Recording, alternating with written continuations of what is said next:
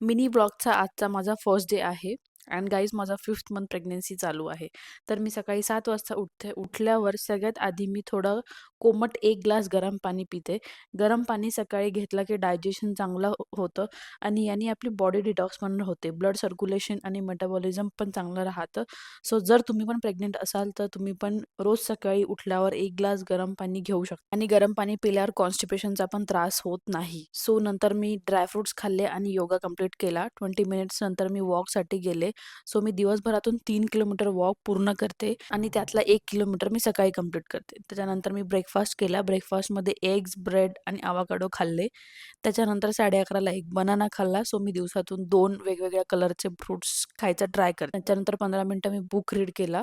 लंचमध्ये आज chicken and rice होता. 3 वाजता थोडा पॉवर नॅप घेतला आणि त्याच्यानंतर थोडी ऑफिसची कामं होती ती कंप्लीट केली. नंतर डाळिंब आणि मिल्क घेतलं. थोडा वेळ आम्ही दोघं UNO खेळलो. असं म्हणतात प्रेग्नन्सीमध्ये गेम्स खेळले तर बेबीचं ब्रेन डेव्हलपमेंट खूप चांगलं होतं. सो तुम्ही पण ट्राय करत जा. जर काही गेम्स खेळू शकत असाल घरातल्या घरात.